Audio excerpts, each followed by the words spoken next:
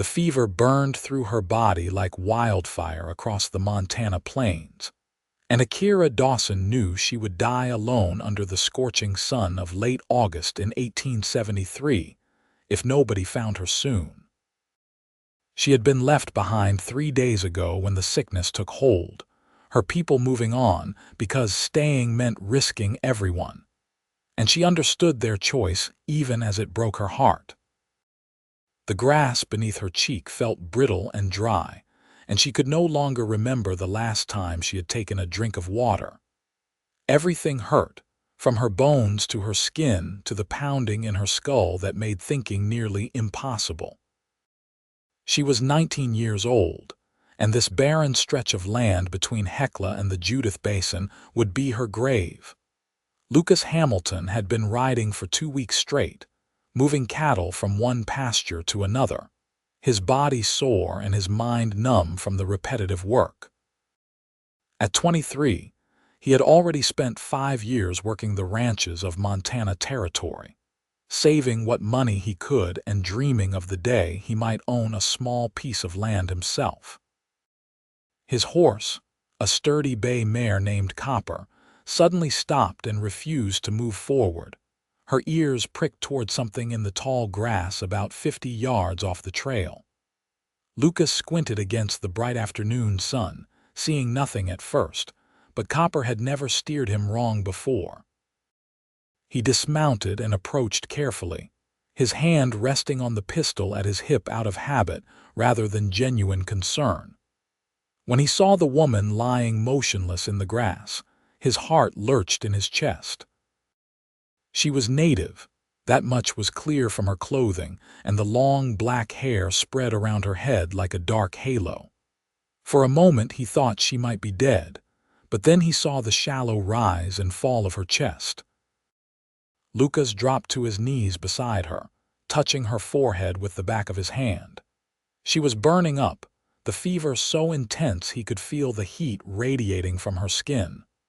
Her lips were cracked and bleeding, her face gaunt from dehydration.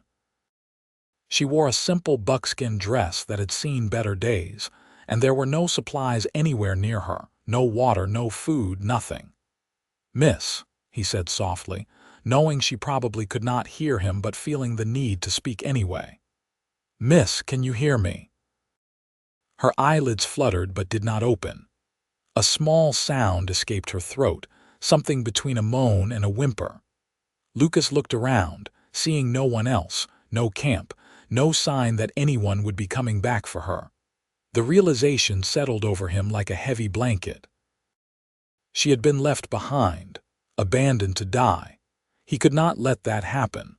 Lucas ran back to Copper and grabbed his canteen, returning to kneel beside the sick woman. He lifted her head gently, cradling it in one arm while he brought the canteen to her lips. Most of the water ran down her chin at first, but eventually some of it made it into her mouth. She swallowed reflexively, a good sign. He gave her a little more, not wanting to overwhelm her system. "I am going to get you somewhere safe," he told her, even though she could not understand him in her current state. "You are not going to die out here." Getting her onto his horse proved more difficult than he had anticipated. She was dead weight, her body limp and unresponsive. Lucas was not a particularly large man, standing just under 6 feet tall with a lean build, but he managed to lift her and drape her across Copper's back. He climbed up behind her, positioning her so she leaned against his chest, his arm wrapped around her waist to keep her from falling. The nearest town was Hecla, about 8 miles to the east. Lucas turned Copper in that direction and urged her into a steady walk, not wanting to jostle the sick woman too much, but knowing time was critical. The sun beat down mercilessly, and he used his free hand to tip his hat forward, shading both their faces as best he could. As they rode, Lucas thought about what he was doing. Bringing a native woman into a town full of white settlers could cause trouble. Tensions were high throughout the Montana Territory, with skirmishes breaking out regularly between the army, settlers, and various tribal groups. Some people would not take kindly to him helping her, might even accuse him of sympathizing with the enemy. But Lucas had never seen people as enemies just because of where they came from or what they looked like. His mother had raised him better than that, teaching him that every person deserved basic human decency. She had died when he was 17, and his father had followed a year later, leaving Lucas alone in the world. If anything, that loneliness had made him more empathetic, more aware of how precious human connection was. The woman in his arms moaned again, her head lolling against his shoulder. He could feel the heat of her fever through both their clothes. He needed to get her somewhere cool, somewhere he could properly care for her, and fast. Hecla appeared on the horizon after what felt like hours but was probably only about 90 minutes. The town was small, maybe 300 people at most, consisting of a main street with a general store, a saloon, a church, a schoolhouse, and a scattering of homes and businesses. Lucas had been through here a few times before but had never stayed long. He knew the owner of the general store, a man named Samuel Porter, who had always seemed reasonable enough. Lucas rode straight to the edge of town where he kept a small cabin that he rented for practically nothing. The owner, a widow named Mrs. Fletcher, lived in the main house about 100 yards away. She was a kind woman in her 60s who had lost her husband to pneumonia the previous winter. She rented out the cabin to help make ends meet, and Lucas had been a tenant for almost a year now whenever he was in the area. He dismounted carefully, pulling the woman down into his arms. She weighed almost nothing, her body fragile and weak. He carried her to the cabin door, fumbling with the latch before finally getting it open. The interior was sparse but clean, consisting of one room with a bed, a small table with 2 chairs, a wood stove, and a few shelves for supplies. Lucas laid her on the bed, which suddenly seemed too rough for someone so sick. He had some blankets folded in a trunk at the foot of the bed, and he pulled them out, arranging them to make her more comfortable. Her skin was still burning hot, and he knew he needed to cool her down. He grabbed his 2 largest buckets and headed outside to the well Mrs. Fletcher had on her property. The water came up cold and clear, and he filled both buckets before lugging them back to the cabin. He found the cleanest cloth he owned, a shirt that he had barely worn, and he tore it into strips. Back inside, Lucas soaked one of the cloth strips in the cold water and began gently wiping down the woman's face and neck. She did not respond at first, but after a few minutes, her eyes opened just a crack. They were dark brown, almost black, and filled with confusion and fear. "It is all right," Lucas said softly, keeping his movements slow and non-threatening. "You are safe. You were sick and I brought you here. I am going to help you get better." She stared at him for a long moment, and he wondered if she understood any English. Then her eyes closed again, and she was unconscious once more. Lucas continued his work, wiping her down with the cool water, trying to bring her fever down. He had seen fevers take people before, had watched his own mother burn up with one, and he was determined not to let it happen again if he could help it. Over the next several hours, Lucas worked tirelessly. He kept applying the cool compresses. He got small amounts of water into her whenever she was conscious enough to swallow, and he monitored her breathing and pulse. As the sun set and darkness fell, he lit a lantern and continued his vigil beside the bed. Somewhere around midnight, there was a knock at his door. Lucas stood, his muscles stiff from sitting so long, and opened it to find Mrs. Fletcher standing there with a concerned expression on her wrinkled face. "I saw you come in earlier," she said, her voice quiet. "And I saw you were carrying someone. Is everything all right, Lucas?" He hesitated, then decided honesty was the best approach. "I found a woman out on the plains. She was very sick, left to die, I think. I brought her here to help her." Mrs. Fletcher's eyes widened slightly. "May I see her?" Lucas stepped aside, and the older woman entered the cabin. She approached the bed and looked down at Akira, taking in her native features, her obvious illness. For a moment, Lucas worried that Mrs. Fletcher would be angry or demand that he take the woman elsewhere. Instead, she turned to him with a sad but understanding expression. "That fever is bad," she said. "She will need constant care. I know. I am going to stay with her. You have done good work already, I can see that. But she will also need proper medicine and probably better food than whatever you have in here." Mrs. Fletcher paused, thinking. "I have some herbs that might help, willow bark for the fever and some other things. Let me bring them over." Relief flooded through Lucas. "Thank you, Mrs. Fletcher. I appreciate that more than I can say." "What is her name?" "I do not know. She has not been conscious enough to tell me." Mrs. Fletcher nodded. "Well, you call for me if you need anything else. I mean it, Lucas, any time, day or night." She left and returned 20 minutes later with a basket full of supplies. Dried herbs, a jar of honey, some strips of dried meat, a loaf of bread, and a fresh set of clean linens. She showed Lucas how to make a tea from the willow bark and instructed him to get as much of it into the sick woman as possible. "The fever is the main enemy right now," Mrs. Fletcher explained. "If you can break that, she will have a fighting chance. Keep her cool, keep her hydrated, and watch for any changes. If she gets worse, you come get me immediately." Lucas promised he would, and then Mrs. Fletcher left him alone again with his patient. He brewed the willow bark tea according to her instructions, letting it cool until it was just warm, and then he carefully lifted Akira's head and got her to drink some of it. She grimaced at the bitter taste but swallowed it down. The night stretched on endlessly. Lucas dozed in the chair beside the bed, waking every hour or so to check on her, to give her more water or tea, to apply fresh, cool compresses. By the time dawn broke, he was exhausted, but the woman's fever seemed marginally lower. It was a small victory, but he would take it. As morning light filtered through the cabin's single window, Akira's eyes opened again. This time there was more awareness in them, more understanding.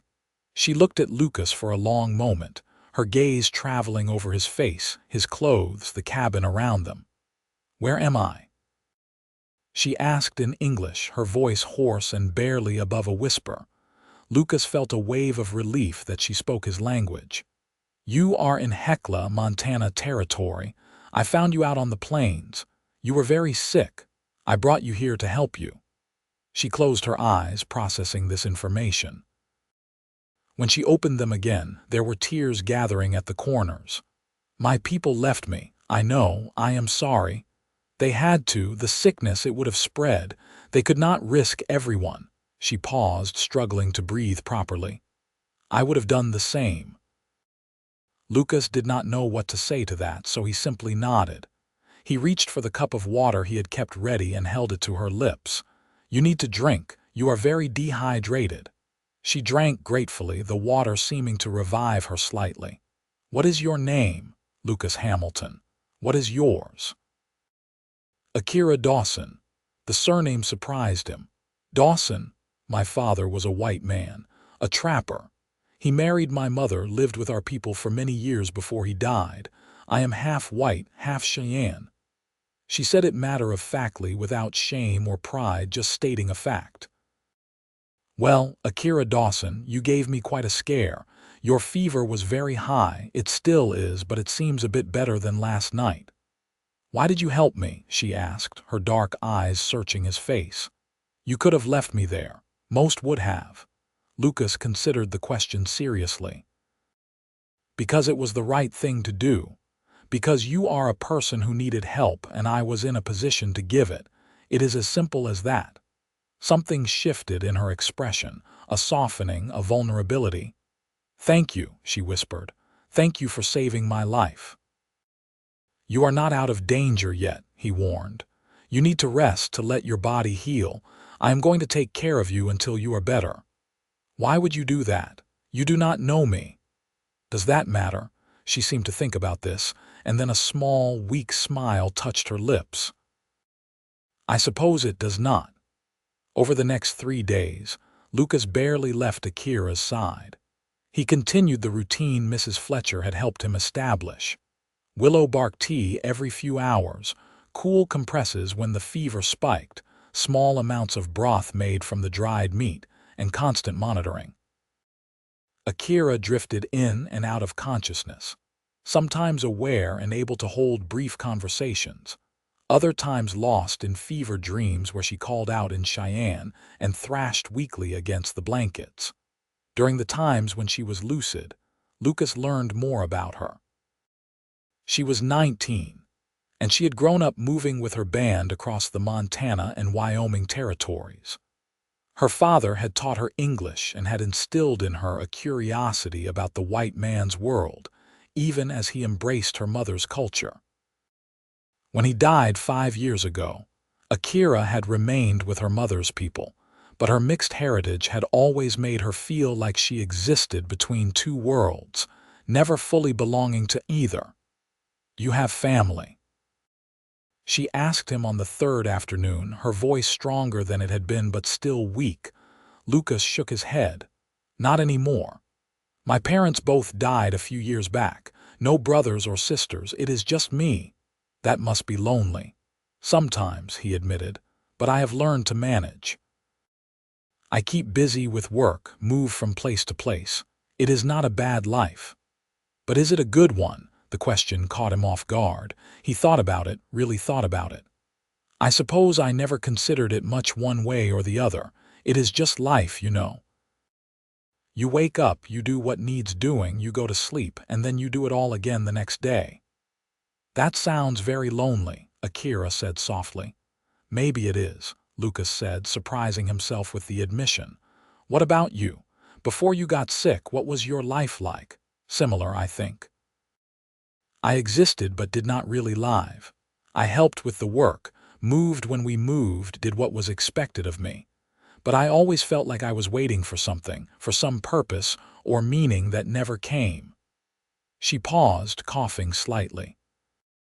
And then I got sick and my people had to leave me and I thought that was it. I thought my life would end without ever really beginning. It has not ended yet, Lucas pointed out. No, because of you. There was something in the way she said it, a warmth and gratitude that made Lucas's chest tighten. He had never been particularly good with emotions, had learned to keep things close to the vest after his parents died. But there was something about Akira, about her honesty and vulnerability, that made him want to open up, to be honest in return. I am glad I found you, he said simply. I am glad I was able to help. So am I, Akira replied, and her hand moved slightly on the blanket as if reaching toward him. Lucas noticed and, without thinking too much about it, took her hand in his. Her skin was still too warm but no longer burning, and her fingers were delicate and surprisingly strong as they closed around his. They stayed like that for a while, hands clasped, neither speaking, just existing together in the quiet of the cabin.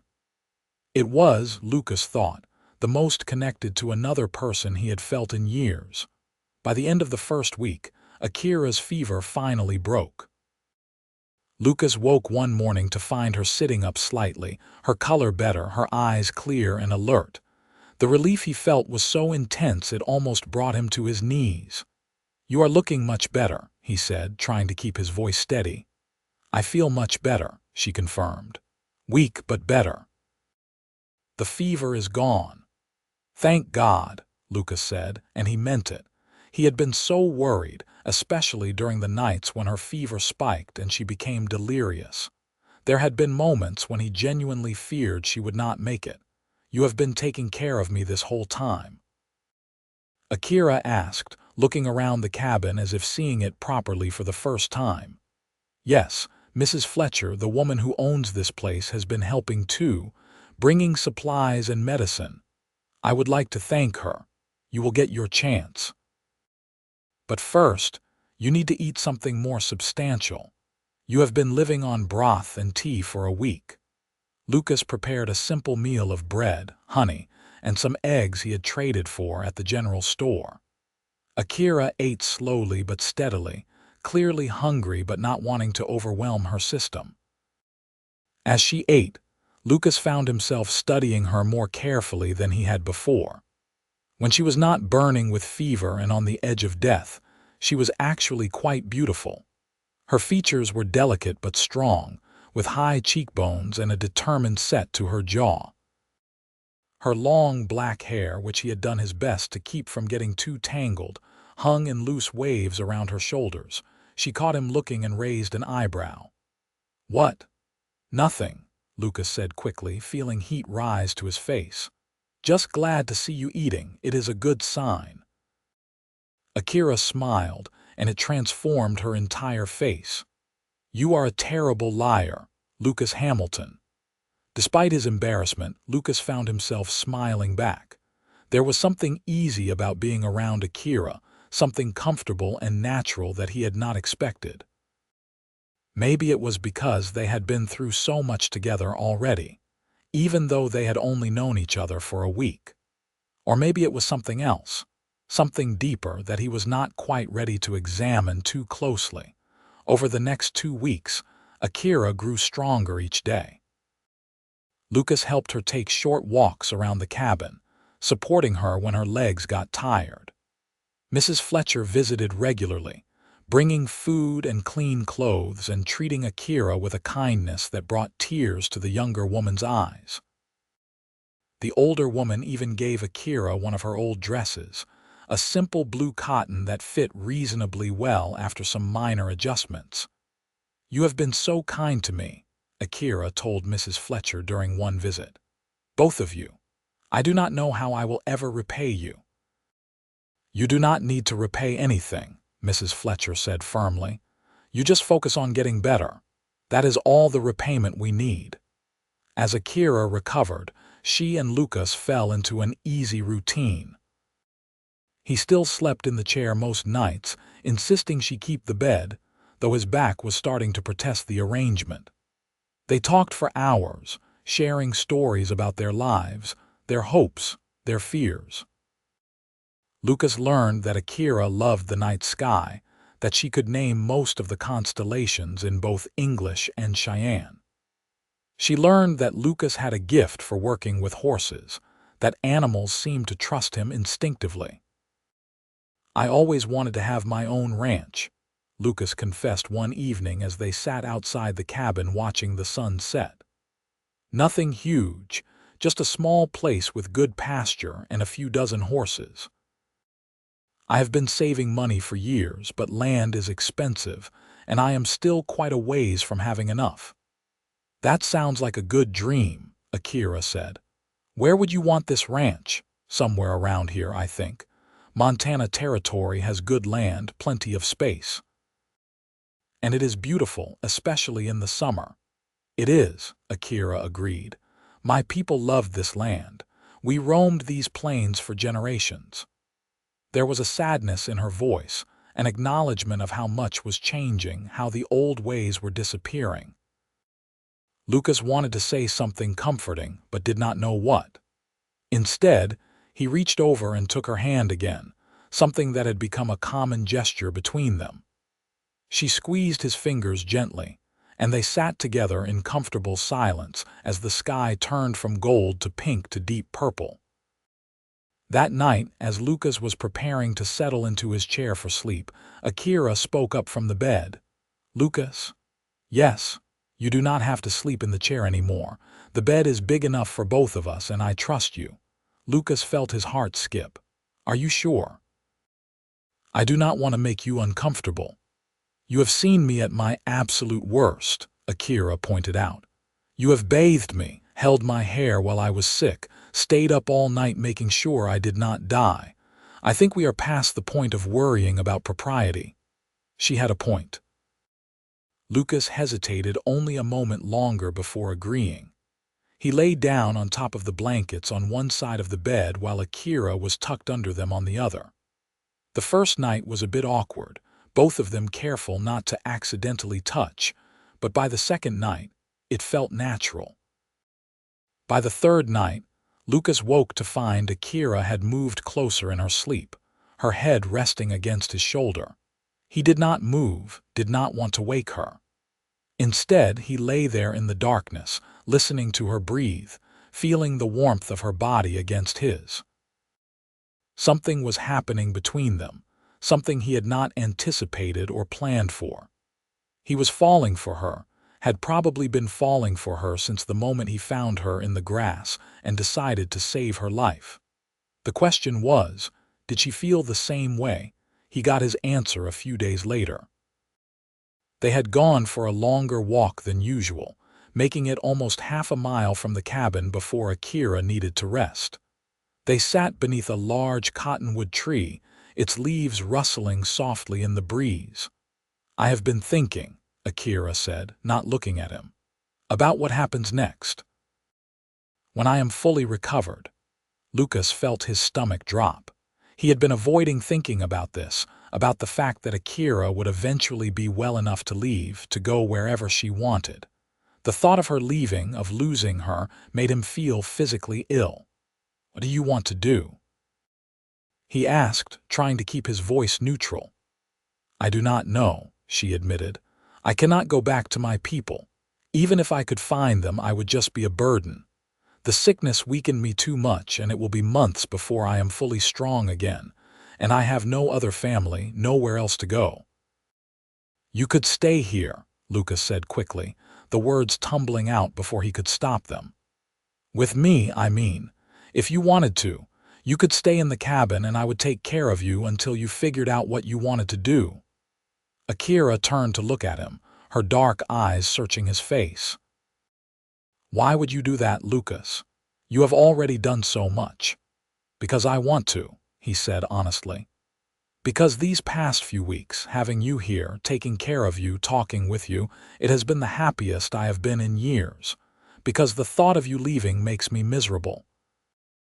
"Lucas," she said softly, "I know it is probably too soon to say this, and maybe you do not feel the same way, but I care about you, Akira. A lot. More than I probably should after such a short time, but I cannot help it. You are smart and brave and beautiful, and when I am with you, I feel like maybe my life could be about more than just existing. Maybe it could be about actually living." Akira was quiet for a long moment, and Lucas worried he had said too much, had scared her away. But then she reached out and cupped his face with her hand, her touch gentle and warm. "I feel the same way," she said, and Lucas's heart soared. "I have been trying to make sense of it, trying to understand how I could develop such strong feelings so quickly. But then I realized that when someone saves your life, when they stay by your side through the worst moments, when they see you at your most vulnerable and do not turn away, it creates a bond. And somewhere in all of that, I fell in love with you, Lucas Hamilton." "You love me?" Lucas asked, hardly daring to believe it. "I do," Akira confirmed. "Is that all right?" Instead of answering with words, Lucas leaned forward and kissed her. It was gentle and sweet, his lips barely brushing against hers, asking permission rather than taking. Akira kissed him back, her hand sliding from his face to the back of his neck, pulling him closer. The kiss deepened, becoming more passionate, weeks of building tension and unspoken feelings finally finding release. When they finally pulled apart, both slightly breathless, Lucas rested his forehead against hers. "I love you too," he said. "I think I have since the moment I found you, I just did not realize it until now." Akira laughed, the sound bright and joyful. "We are quite a pair, are we not? A half-breed Cheyenne woman and a lonely cowboy." "I think we are perfect," Lucas said, and he meant it. They returned to the cabin hand in hand, both of them grinning like fools. That night, they lay in bed together properly, no longer separated by blankets or propriety, just two people who had found each other against all odds. Lucas held Akira close, her back pressed against his chest, his arm wrapped around her waist. She laced her fingers through his and sighed contentedly. "What are we going to do?" she asked. "About the future, I mean. People in town are not going to be happy about us being together." Lucas had been thinking about this too. Hekla was not a particularly progressive town, and there were definitely people who would have issues with their relationship. But he did not care. He had spent too many years living for other people, doing what was expected, keeping his head down. He was not going to give up the best thing that had ever happened to him just because some small-minded people could not see past their prejudices. "We figure it out as we go," he said. "We stay together, we build a life, and if people have a problem with it, that is their issue, not ours." "You make it sound so simple." "Maybe it is. Maybe we are the ones who complicate things by worrying too much about what other people think." Akira turned in his arms so she was facing him. Even in the darkness, he could see the shine of her eyes, the curve of her smile. "You are a remarkable man, Lucas Hamilton. Most people would not risk the social consequences of being with someone like me." "Then most people are idiots," Lucas said bluntly, making Akira laugh. "You are worth any risk, any consequence. I mean that." She kissed him again, slow and deep, and Lucas felt like he was drowning in the best possible way. When they finally fell asleep, it was tangled together, completely at peace. The next morning, Lucas decided it was time to properly introduce Akira to Mrs.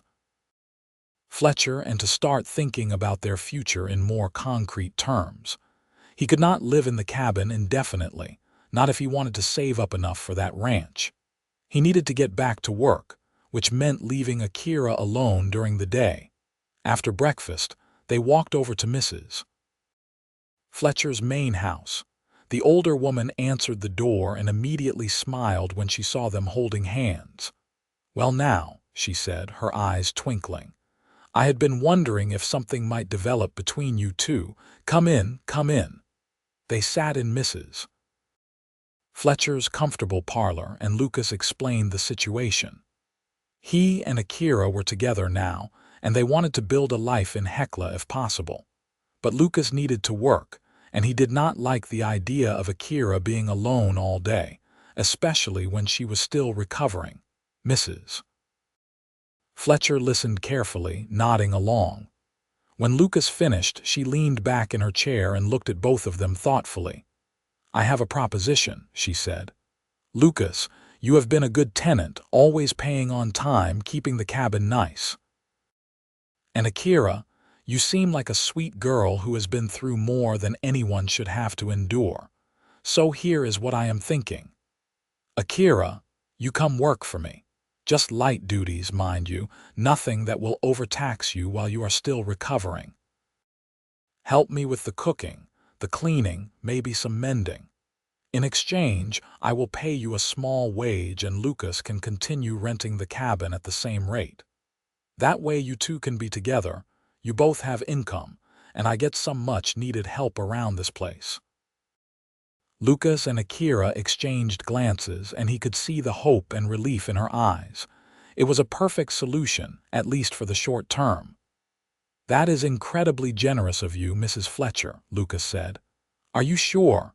"I am sure," the older woman said firmly. "Lord knows I could use the help, and you two deserve a chance to be happy. Heaven knows there is little enough happiness in this world as it is. We should grab it when we can." Akira stood and crossed to Mrs. Fletcher, taking the older woman's hands in hers. "Thank you," she said, her voice thick with emotion. "You have shown me more kindness than I ever expected to find. I will work hard for you, I promise." "I know you will, dear," Mrs. Fletcher said, patting Akira's hands gently. "Now, why do we not have some tea and discuss the details?" Over tea and some excellent shortbread cookies, they worked out the arrangement. Akira would start working for Mrs. Fletcher in a few days, once she had a bit more strength back. The work would be light at first, gradually increasing as Akira fully recovered. Lucas would continue his work with the local ranches, bringing in steady income. They would save as much as possible, working toward the dream of that small ranch. As they walked back to the cabin later, Akira was practically glowing with happiness. "I cannot believe how well things are working out," she said. "A month ago I was dying alone in the grass. Now I have you, I have work, I have a place to stay. It feels like a dream." "It is real," Lucas assured her, squeezing her hand. "This is our life now, and it is only going to get better." And for a while, it did. Akira started working for Mrs. Fletcher and took to the tasks easily, her natural grace and intelligence serving her well. Mrs. Fletcher adored her, often commenting to Lucas about what a treasure he had found. Lucas continued his ranch work, coming home each evening to find Akira waiting for him, dinner prepared, a smile on her face. They fell into a domestic rhythm that felt right in every way. Evenings were spent talking, planning their future, stealing kisses whenever the mood struck. Nights were spent wrapped in each other's arms, sometimes making love, sometimes just holding each other close and feeling grateful for what they had found. But of course, not everything was perfect. There were people in Hecla who were not happy about Lucas's relationship with a native woman, even one who was half white. He heard the whispers when he went into town, saw the disapproving looks. A few people were more direct, telling him he was making a mistake, that he should find a nice white girl to settle down with. Lucas ignored them all. He had never been one to care much about public opinion, and he was not about to start now. Akira was more bothered by it, though she tried to hide it. He could see the hurt in her eyes when someone was deliberately rude to her, the way she would shrink in on herself slightly. "They do not matter," he told her one night after a particularly unpleasant encounter at the general store. "Their ignorance and prejudice say everything about them and nothing about you." "I know," Akira said quietly, "but it still hurts. I had hoped, maybe foolishly, that because I am half white they might accept me more easily, but they do not see that. They only see the native part." Lucas pulled her into his arms, holding her tight. "Then they are not looking properly. When I look at you, I see the woman I love. I see strength and kindness and intelligence. I see everything I could ever want. And if other people cannot see that, it is their loss, not ours." Akira clung to him, and he felt her tears soak into his shirt. He let her cry, knowing she needed the release. Living between two worlds had always been hard for her, and he hated that he could not protect her from that pain. But he could be there for her, could remind her every day that she was loved and valued, and maybe that would be enough. As summer turned to fall, their relationship only grew stronger. They talked about marriage, about making their commitment official, but decided to wait until they had more money saved. A wedding would cost money they did not have, and besides, they already felt married in all the ways that mattered. They were committed to each other, building a life together, planning a future. Lucas picked up extra work whenever he could, sometimes putting in 12 or 14-hour days. Akira worked hard for Mrs. Fletcher and even started taking in mending and sewing from some of the other townspeople, though not everyone would do business with her. Every penny they earned went into a tin box hidden under a loose floorboard in the cabin, slowly adding up toward the dream of their own ranch. One cool October evening, Lucas came home to find Akira looking nervous and excited at the same time. She was pacing the cabin, her hands clasped in front of her, and she nearly jumped when he walked through the door. "What is wrong?" he asked immediately, concerned. "Nothing is wrong," Akira said quickly. "At least, I do not think it is. Lucas, I need to tell you something, and I am not sure how you will react." His mind immediately went to the worst possibilities. Was she sick again? Did she want to leave? Had someone hurt her? "You can tell me anything," he said, moving closer to her. You know that. Akira took a deep breath, then blurted out, I am pregnant. Lucas froze, the words taking a moment to fully register. Pregnant. They were going to have a baby. He was going to be a father. Lucas. Akira said, her voice small and worried. Please say something. He crossed the space between them in 2 long strides and swept her up in his arms, spinning her around as he laughed with pure joy. We are going to have a baby, he shouted, not caring if anyone heard. Akira, that is wonderful. She laughed too, relief and happiness mixing in the sound. You are happy, truly. I am more than happy. I am ecstatic. He set her down gently, suddenly worried he had been too rough. Are you all right? Is the baby all right? When did you find out? I am fine, the baby is fine, and I have suspected for a few weeks but only became certain today. Mrs. Fletcher helped me figure it out. She has had 3 children of her own, so she knows the signs. Lucas cupped her face in his hands, his thumbs stroking her cheeks gently. I love you so much, he said, and I am going to love our child just as much. We are going to be a family, a real family. Tears streamed down Akira's face, but they were happy tears. A family, she repeated. I have not had that in so long. Not since my father died and my mother began to pull away from me. The thought of having that again, with you, with our child, it is everything I ever wanted. They held each other for a long time, both overwhelmed by the magnitude of what was happening.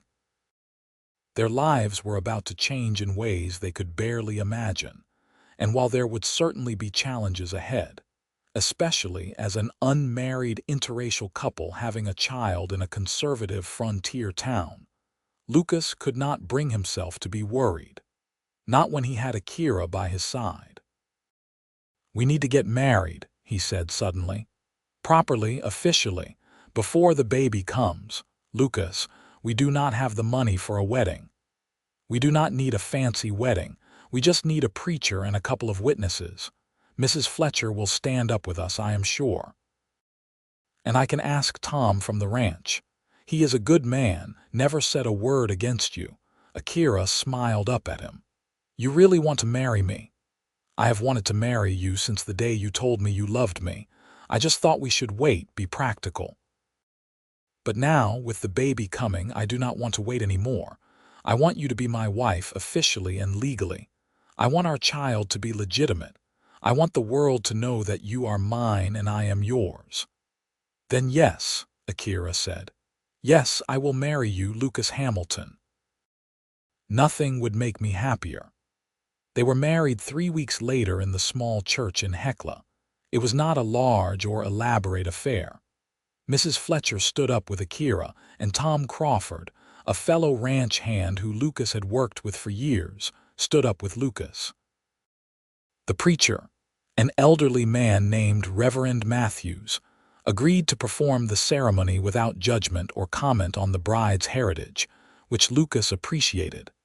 Akira wore the blue dress Mrs. Fletcher had given her, and she had woven some wildflowers into her long black hair.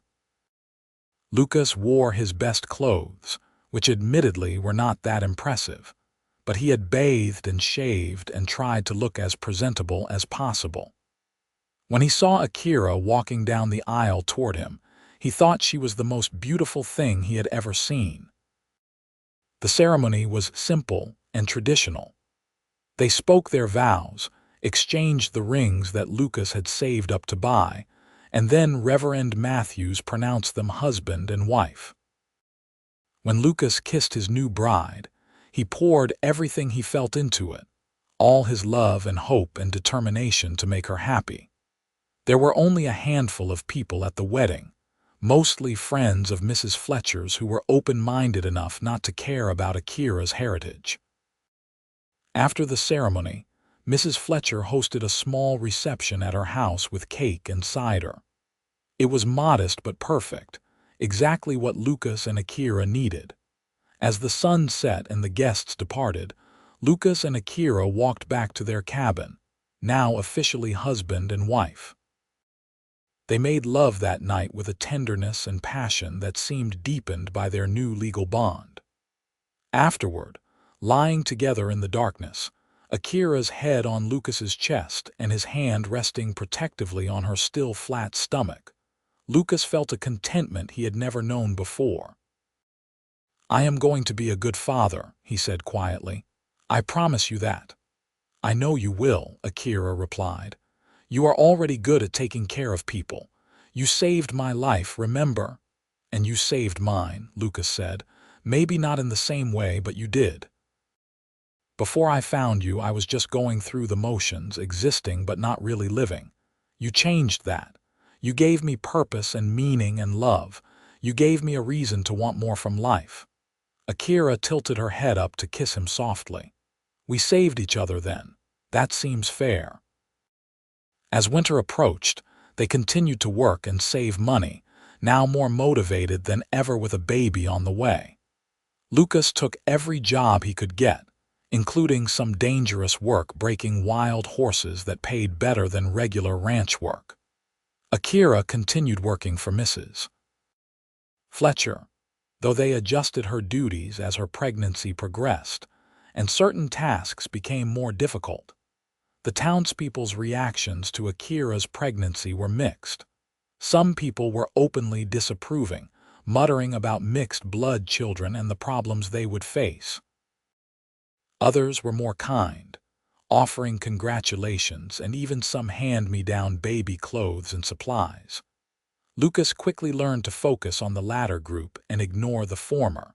Mrs. Fletcher was wonderful, treating the impending arrival of the baby as if it were her own grandchild. She helped Akira prepare, teaching her about what to expect during labor and delivery, gathering supplies, even starting to knit tiny blankets and booties. Her kindness and support meant the world to both Lucas and Akira. As Akira's belly grew, so did Lucas's protective instincts. He hated leaving her during the day, worried constantly about her and the baby. Akira found his concern both endearing and occasionally annoying, especially when he started trying to do all her work for her. "I am pregnant, not helpless," she told him one evening when he tried to take over the dinner preparations. "I can still cook a meal, Lucas." I know, I just worry." "Well, stop worrying so much. Women have been having babies since the beginning of time. I am strong and healthy, and everything will be fine." Lucas wanted to point out that she had not always been strong and healthy, that he had nearly lost her to fever not that long ago, but he kept his mouth shut. Akira did not need his fears piled on top of her own. Instead, he wrapped his arms around her from behind, his hands coming to rest on her swollen belly, and kissed the side of her neck. "I love you," he said simply. "I love you too," she replied, leaning back against him. "And I love that you care so much. Just try to trust that I know my own limits, all right?" "All right," Lucas agreed, even though he knew he would continue to worry. It was just who he was. Winter in Montana territory was harsh that year, with deep snows and bitter cold. Lucas and Akira stayed close to home when possible, venturing out only when necessary. Lucas continued to work, though the ranch work was harder in winter and paid less. They dipped into their savings occasionally to make ends meet, which pained Lucas, but there was no help for it. On a particularly cold night in late January of 1874, Akira went into labor. It started with mild contractions in the evening, and at first, Akira thought it might be false labor. But as the night wore on, the contractions became more intense and more regular. Lucas, who had been through calving season enough times to recognize labor when he saw it, sent for Mrs. Fletcher immediately. The older woman arrived quickly, bringing supplies and a calm competence that helped settle Lucas's nerves. She examined Akira and confirmed that, yes, this was real labor, and the baby would be arriving sometime in the next several hours. "I need you to stay calm," Mrs. Fletcher told Lucas firmly. Akira needs you to be strong for her, not panicking. Can you do that?" Lucas nodded, though his heart was racing. He had never been so scared in his life. Childbirth was dangerous, and women died from it all the time. The thought of losing Akira after everything they had been through was unbearable. But he pushed those fears down and focused on being there for his wife. He held her hand through the contractions, wiped her forehead with a cool cloth, murmured encouragement when she grew tired and frustrated. The labor went on for hours, through the night and into the early morning. Akira was exhausted and in pain, but she never complained, never gave up. Finally, as dawn was breaking, Mrs. Fletcher announced that it was time to push. Lucas supported Akira from behind, letting her squeeze his hands hard enough to leave bruises, telling her how strong she was, how proud he was of her. And then, after what felt like an eternity but was probably only 20 minutes, there was a new sound in the cabin, the thin, reedy cry of a newborn baby. "It is a boy," Mrs. Fletcher announced, quickly cleaning the infant and wrapping him in a blanket. "A healthy baby boy." She placed the baby in Akira's arms, and Lucas looked down at his son for the first time. The baby was tiny and red and wrinkled, with a shock of dark hair and eyes that were scrunched shut against the light. He was the most beautiful thing Lucas had ever seen, aside from his wife. "We have a son," Akira said, her voice full of wonder and exhaustion. "Lucas, look at him. He is perfect." "He is," Lucas agreed, his voice thick with emotion. He reached out and gently touched the baby's tiny hand, marveling when the infant's fingers instinctively wrapped around his. "Hello, little one, I am your father." The baby made a small sound, not quite a cry, and Akira laughed through her tears. "He knows your voice already." "What should we name him?" Lucas asked. They had discussed names during the pregnancy but had not settled on anything definite. Now, looking at their son, Lucas wanted something meaningful, something that represented their journey and their love. "What about James?" Akira suggested. "It was my father's name, if that is all right with you." "James," Lucas repeated, trying it out. "James Hamilton, I like it." "It is a strong name." "James it is then," Akira said, kissing the baby's forehead gently. Mrs. Fletcher stayed for a few more hours, making sure both mother and baby were doing well and teaching Lucas the basics of newborn care. When she finally left, Lucas and Akira were alone with their son for the first time as a family. Lucas pulled a chair up beside the bed and just watched them, his wife and his child, both sleeping peacefully. The weight of responsibility settled over him, but it was not a burden. It was a purpose, a reason to be better, to work harder, to create the kind of life his family deserved. "I promise you both," he whispered, "I am going to give you everything. A good home, a safe place, a happy life. Whatever it takes, I will make it happen." The baby slept on, unaware of his father's vow, but Lucas knew he would spend the rest of his life keeping that promise. The first few weeks with James were both wonderful and exhausting. He was a good baby overall, but newborns required constant attention, and Akira was still recovering from the birth. Lucas did everything he could to help, changing diapers, walking with James when he was fussy, bringing Akira food and water while she nursed. He was running on very little sleep, but he did not mind. Every moment with his son was precious. Mrs. Fletcher continued to be an invaluable source of support and advice. She gave Akira time off from work to recover and bond with the baby, and she often stopped by the cabin to check on them and offer help. Lucas did not know what they would have done without her. As winter gradually gave way to spring, Lucas started thinking more seriously about his dream of owning a ranch. With a child now, the dream felt more urgent. He did not want James growing up in a tiny rented cabin. He wanted his son to have space to run and play, to learn about horses and cattle, to grow up understanding the value of hard work and the satisfaction of building something with your own hands. One evening, while Akira was nursing James and Lucas was preparing dinner, he brought up the subject.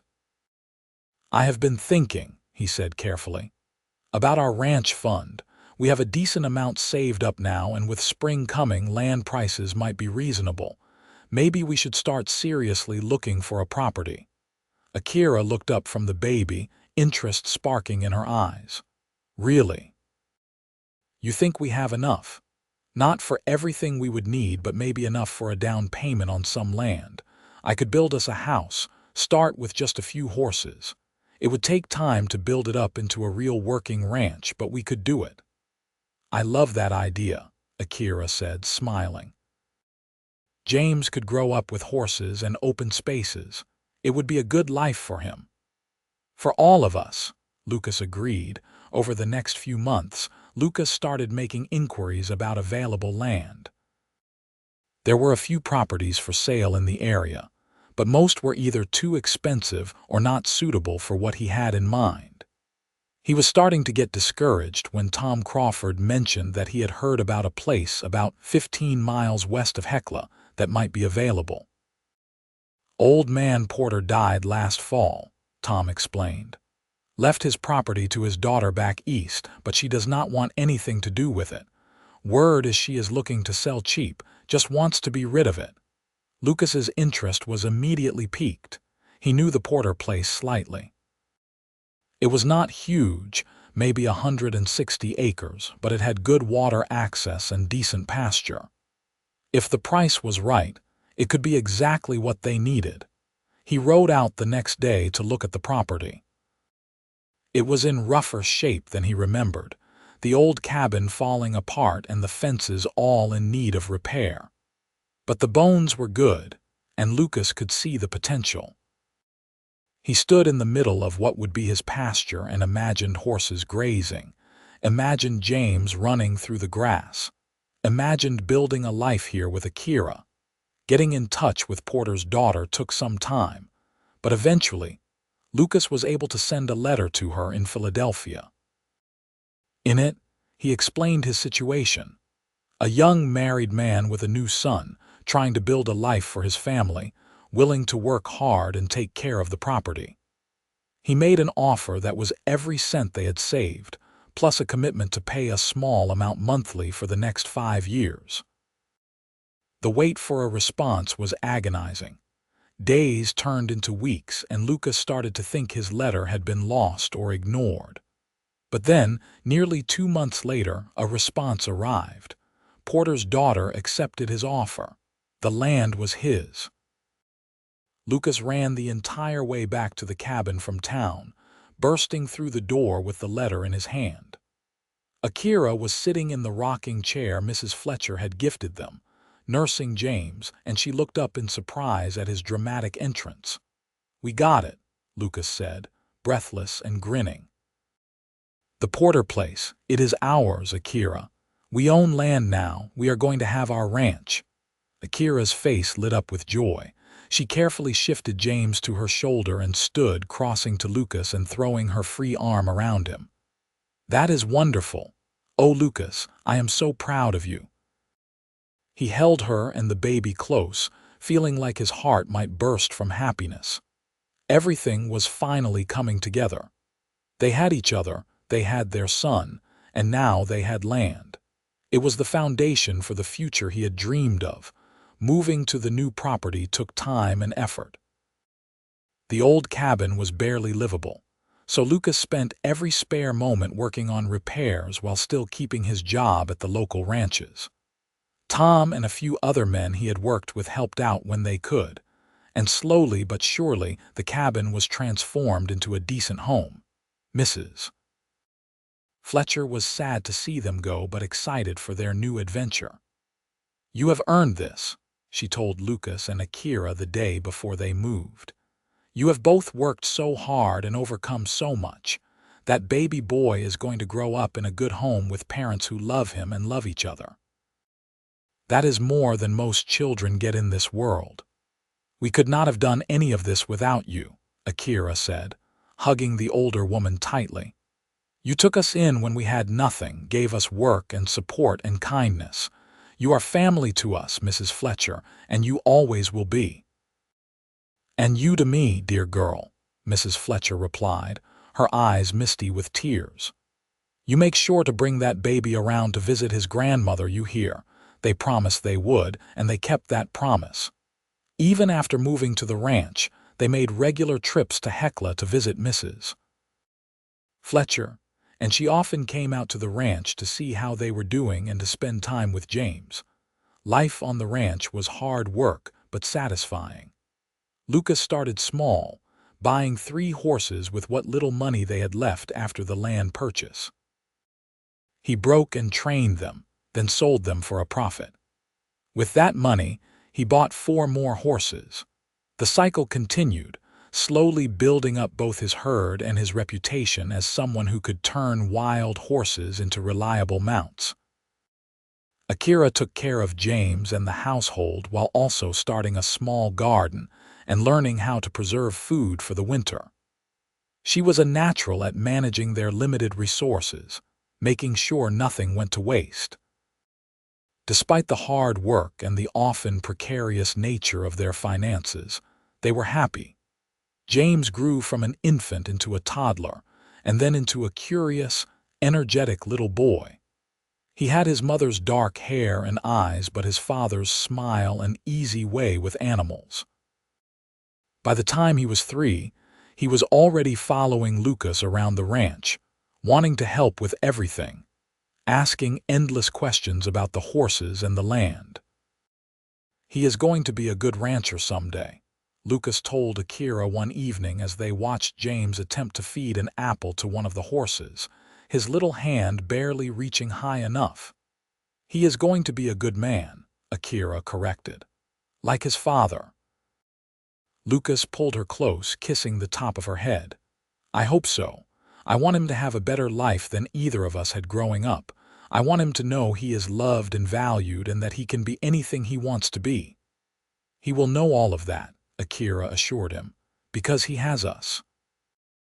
As James grew, so did the ranch. By the time he was 5 years old in 1879, Lucas had a herd of 30 horses and had hired 2 ranch hands to help with the work. They had built a proper barn and expanded the cabin into a real house with multiple rooms. Money was still tight, but they were making it work, building something solid and lasting. One evening in early autumn, after James had been put to bed and the ranch hands had retired to the bunkhouse Lucas had built for them, Lucas and Akira sat on the porch of their home, watching the sun set over their land. Akira was quiet, and Lucas noticed she had a small smile playing at her lips. "What are you thinking about?" he asked. "About how different my life is now compared to 6 years ago," she said. "When you found me in that grass, I thought I was dying. I had given up hope. And now look at us. We have a home, a son, a successful ranch. We have built something real and lasting." "We have," Lucas agreed, "and we did it together." "I have something to tell you," Akira said, turning to look at him. "I am pregnant again." Lucas felt the same surge of joy he had felt the first time, though it was tempered now with experience and a more realistic understanding of what was to come. "That is wonderful," he said, pulling her into his arms. "When? Early spring, I think. James will be a big brother." "He will be excited," Lucas said. "He has been asking for a baby brother or sister for months now." "I know," Akira said, laughing. "He is going to be so happy." Their second child, a daughter they named Sarah, was born in April of 1880. The birth was easier than James's had been, and Sarah was a calm, sweet baby who rarely cried. James was absolutely smitten with his little sister, constantly wanting to hold her and help take care of her. With 2 children now, life became even busier. Lucas expanded the ranch further, adding cattle to their operation in addition to the horses. Akira juggled caring for two young children while also helping with the ranch work whenever she could. It was exhausting and chaotic and absolutely wonderful. The children grew up surrounded by love and the beauty of the Montana landscape. James became an excellent horseman, able to ride before most children his age could run properly. Sarah showed an early interest in the cattle, often following her father around when he was checking on the herd, asking questions and absorbing everything he told her. As the years passed, Lucas and Akira's love for each other only deepened. They had built not just a ranch but a real home, a family, a legacy. There were hard times, certainly. A few winters were particularly brutal. They lost animals to disease and predators. There were years when money was so tight they barely scraped by. But they always faced everything together, supporting each other, never giving up. The prejudice that had been so prevalent in the early days of their relationship faded somewhat as the years went on, and people saw that Lucas and Akira were just a hard-working couple trying to make a life for themselves and their children. They would never be fully accepted by everyone, but they built a circle of friends and neighbors who valued them for who they were. Mrs. Fletcher remained a constant presence in their lives until she passed away peacefully in her sleep in 1885, surrounded by the people who loved her, including Lucas, Akira, and their children. By 1890, the Hamilton Ranch was one of the most successful small operations in the area. Lucas had built it from nothing into something substantial, something he could pass on to his children. James was 17 and already managing much of the day-to-day operations. Sarah was 10 and showing the same drive and determination her parents had. One evening, Lucas and Akira took a rare moment to themselves, riding out to a ridge that overlooked their property. They sat together on a blanket, watching the sun set, just as they had done so many times over the years. "Do you ever regret it?" Lucas asked. "Staying with me, I mean, building this life. You could have gone anywhere, done anything, but you chose to stay here with a cowboy who had nothing but big dreams." Akira looked at him like he had lost his mind. "Regret it? Lucas, you saved my life. You gave me a home, a family, a purpose. You loved me when I had nothing, when I was just a sick girl dying in the grass. You saw value in me when others would have just left me there. How could I ever regret that?" "I saw value in you because you are valuable," Lucas said. "You are the strongest, smartest, most capable person I know. Our success is as much yours as it is mine. More, probably." "It is ours," Akira corrected. "Everything we have built, we built together. That is what marriage is, what partnership is. We are stronger together than we ever could have been apart." Lucas could not argue with that. He pulled her close and kissed her, still feeling that same spark he had felt all those years ago when they first admitted their feelings for each other. "I love you," he said. "More now than ever, if that is even possible." "It is possible," Akira said, smiling, "because I feel the same way. We have built a good life, Lucas Hamilton, a life worth living." "The best life," Lucas agreed. As the years continued to pass, Lucas and Akira watched their children grow into adults. James took over more and more of the ranch operations, eventually marrying a girl from Hecla named Catherine in 1893. They built a house on the far edge of the ranch property and started their own family. Sarah, meanwhile, showed an interest in education, and Lucas and Akira scraped together the money to send her to a teaching college in Helena. She returned 2 years later and started a small school on the ranch for the children of the area, teaching them reading, writing, and arithmetic. Lucas and Akira became grandparents, then grandparents several times over as their children's families grew. The ranch continued to thrive, now run by multiple generations of Hamiltons all working together. It was everything Lucas had dreamed of all those years ago when he was just a lonely cowboy with nothing but hope. On a warm summer evening in 1903, Lucas and Akira celebrated their 30th wedding anniversary. They were in their 50s now, their hair showing gray, their bodies showing the wear of decades of hard work. But they were still together, still in love, still building the life they had started so many years ago. Their children and grandchildren gathered at the main house for a celebration. There was food and music and laughter, the kind of joyful chaos that comes from a large, loving family. As Lucas looked around at everyone, at the legacy he and Akira had created, he felt a profound sense of gratitude and contentment. Later, after the guests had gone home and the house was quiet, Lucas and Akira sat on their porch, hand in hand, just as they had done countless times over the years. 30 years, Akira said softly. Can you believe it has been that long? Some days it feels like yesterday that I found you in that grass, Lucas replied. Other days it feels like a lifetime ago, but every moment has been worth it. Every moment, Akira agreed. She leaned her head on his shoulder, and they sat in comfortable silence, watching the stars come out one by one. Lucas thought back to that day in 1873 when he had been riding across the Montana plains and had found a sick woman dying in the grass.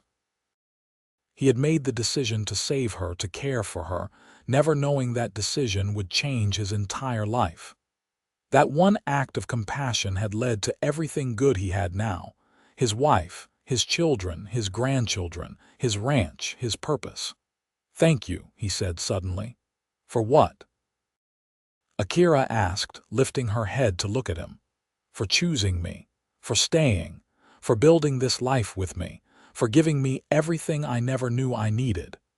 Akira cupped his face in her hands, her touch still sending warmth through him after all these years. You saved my life, Lucas. Not just that day on the plains, but every day since. You showed me what love looks like, what family means. You gave me a home and a purpose when I had neither. I should be thanking you. Then let us thank each other, Lucas said, smiling. For being stubborn enough to make this work, for believing in us when others did not, for never giving up. To us, Akira said, and they sealed it with a kiss. As the years rolled on into the new century, Lucas and Akira continued to be the heart of the ranch and the family. They were the elders now, the ones younger generations came to for advice and wisdom. They watched their grandchildren grow up, some of them staying to work the ranch, others going off to pursue different dreams. They celebrated weddings and births, they mourned losses, they lived fully and completely, cherishing every day they had together. Lucas never quite got over his fear of losing Akira, not after coming so close all those years ago. But she was strong and healthy, and they both lived long, full lives. On quiet mornings, when they sat together drinking coffee and watching the sun rise over their land, Lucas would sometimes take her hand and just hold it, feeling her pulse steady and strong beneath his fingers, reminding himself that she was still there, still with him, still his. In 1915, when Lucas was 65 and Akira was 61, they decided to officially retire from active ranch work and hand over full operations to James and his family. They moved into a smaller house James built for them near the main house, a cozy place with a wide porch and a view of the entire ranch. We earned this, Akira said the day they moved in. A chance to rest, to enjoy what we built. We did, Lucas agreed. Though I am not sure I know how to sit still anymore. He was right. Retirement did not mean inactivity for either of them. Lucas still spent time with the horses, now training his great-grandchildren the same way he had trained his children and grandchildren. Akira continued to garden and sew, and she became the keeper of family stories, telling the younger generations about where they came from and what their grandparents had overcome to build the life they now enjoyed. The story of how Lucas found Akira dying in the grass and nursed her back to health became a family legend, told and retold to each new generation. It was a story about compassion and courage, about love overcoming impossible odds, about two people from completely different worlds finding common ground and building something beautiful together. On their 50th wedding anniversary in 1923, the entire Hamilton family gathered for a massive celebration. There were dozens of people now, children and grandchildren and great-grandchildren, all descended from that chance encounter on the Montana plains 50 years ago. Lucas and Akira sat in places of honor, surrounded by the family they had created. They were old now, in their 70s, their bodies frail and their movements slow. But their minds were still sharp, and their love for each other burned as bright as ever. James stood to give a toast. His own children and grandchildren gathered around him. "To my parents," he said, raising his glass, "who taught us what it means to love unconditionally, to work hard, to never give up. They started with nothing but each other and built an empire. More than that, they built a family. Everything we have, everything we are, we owe to them." To Lucas and Akira Hamilton, to Lucas and Akira. Everyone echoed, raising their glasses. Lucas felt tears sting his eyes. He looked at Akira and saw she was crying too, overwhelmed by the magnitude of what they had created. He took her hand, lacing their fingers together just like always, and squeezed gently. "We did good," he whispered. "We did better than good," Akira whispered back. "We did amazing." As the celebration continued around them, music and laughter filling the air, Lucas and Akira sat together, hands clasped, watching their legacy unfold before them. They had faced prejudice and hardship, had overcome illness and poverty, had built something lasting from absolutely nothing. Their love story was not the easiest or the simplest, but it was real and true and enduring. Lucas thought back one more time to that August day in 1873, when he had found a dying woman in the grass and made the decision to save her. It was the best decision he had ever made, the one that had shaped his entire life. Every challenge they had faced, every obstacle they had overcome, it had all been worth it to have this. A family, a legacy, a love that had lasted 50 years and would last until their final breaths. "I would do it all again," he told Akira. "Every hard moment, every struggle, every sleepless night, I would do it all again for this, for us." "So would I," Akira replied, in a heartbeat. They stayed at the celebration until late in the evening, soaking up the love and joy of their family. When they finally retired to their small house, exhausted but happy, they lay in bed together, Lucas's arm around Akira, her head on his chest, listening to his heartbeat. "You remember what you said to me that first night in the cabin?" Akira asked. "When I was so sick." "I said a lot of things. I was terrified you were going to die. You said I was safe, that you were going to help me get better. You promised me I would not die alone in that cabin." "I remember," Lucas said. "You kept that promise. Not just that night, but every night since. I have never been alone, never been without you. That is the greatest gift anyone has ever given me." Lucas held her tighter, feeling the weight of her words, the depth of her love. "You gave me the same gift," he said. "Before you, I was alone too. Now I have a whole world full of people I love, and it all started with you." They fell asleep like that, wrapped in each other's arms, surrounded by the life they had built together. And in the morning, they woke up to another day, another chance to be together, to love each other, to watch their legacy continue to grow. Lucas and Akira Hamilton lived into their early 80s, a remarkable feat for the time and the life they had led. They remained devoted to each other until the very end, never spending a night apart unless absolutely necessary. When Lucas passed away peacefully in his sleep in 1928, Akira was holding his hand.